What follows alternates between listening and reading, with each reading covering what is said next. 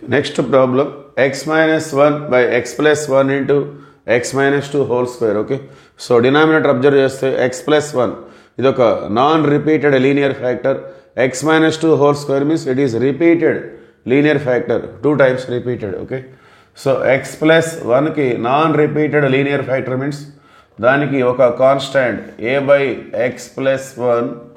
So ఇది repeated 2 times, దీనికి 2 constants వస్తాయి.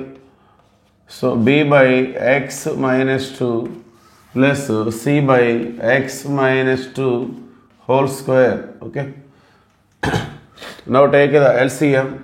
X minus 1 by x plus 1 into x minus 2 whole square, that is equal to, so the LCM is x plus 1 into x minus 2 whole square. Okay, so ఇక్కడ మొత్తం 3 linear factors ఉన్నాయి. ఒక x plus 1, 2 x minus 2లు. So ఇక్కడ ఉన్నది వదిలేసి remaining మనకి పైకి తీసుకుంటామా. సో x ప్లస్ 1 ఇక్కడ ఉంది. So x minus 2 whole square అనేది లేదు కాబట్టి a into x minus 2 whole square. ఇక్కడ ఒక x మైనస్ 2 ఉంది, రిమైనింగ్ ఒక x మైనస్ 2, అలానే x ప్లస్ 1. అట్లానే c దగ్గర x మైనస్ 2 హోల్ స్క్వేర్ మొత్తం ఉంది, x ప్లస్ 1 లేదు కాబట్టి c into x plus 1.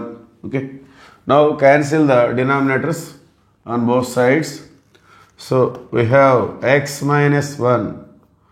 x minus 1 is equal to a into x minus 2 whole square, b into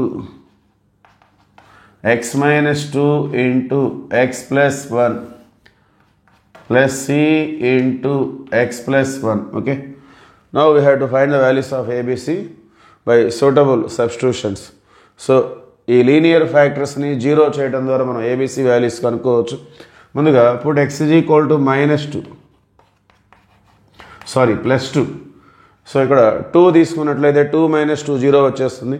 ఇక్కడ కూడా 2 minus 2 0. సో x minus 2ని 0 చేయాలంటే 2 సబ్స్టిట్యూట్ చేసుకోవాలి. So that implies left side x minus 1, 2 minus 1 అంటే 1 వస్తుంది. So 2 minus 2 0, 0 into a means 0. Here also 0 into b means 0. Next c దగ్గర 2 plus 1 3, 3c. So 3c is equal to 1. Finally c is equal to 1 by 3 we have. Next x plus 1ని 0 చేయాలంటే put x is equal to minus 1 we take. So put x is equal to minus 1. So that implies minus 1 minus 1 minus 2 left side వచ్చేసరికి ఇక్కడ minus 1 minus 2 minus 3 whole square means 9a. So ఇక్కడ minus 1 తీసుకుంటే minus 1 plus 1 0, 0 into means 0. Here also minus 1 plus 1 0, 0 into c is 0. So the remaining 2 terms are 0. So finally 9a is equal to minus 2. Therefore a is equal to, we get minus 2 by 9. Okay, next x square coefficients మనం compare చేసుకుందాం.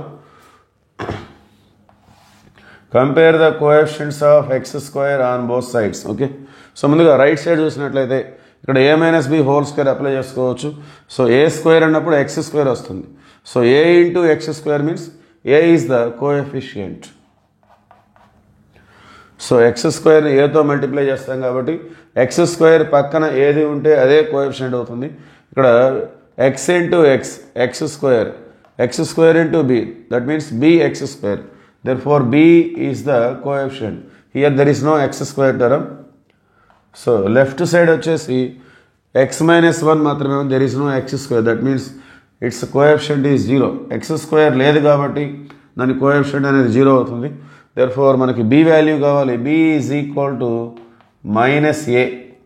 Therefore b is equal to, a అంటేనే minus 2 by 9. So b అంటే minus a కాబట్టి minus of minus plus. So finally b is equal to 2 by 9.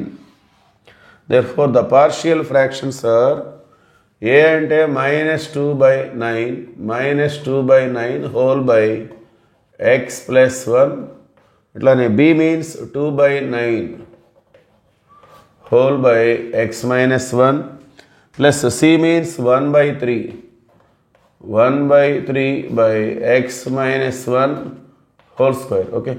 So finally these are the partial fractions. Sorry, this is x minus 2. X minus 2. Okay. Thank you.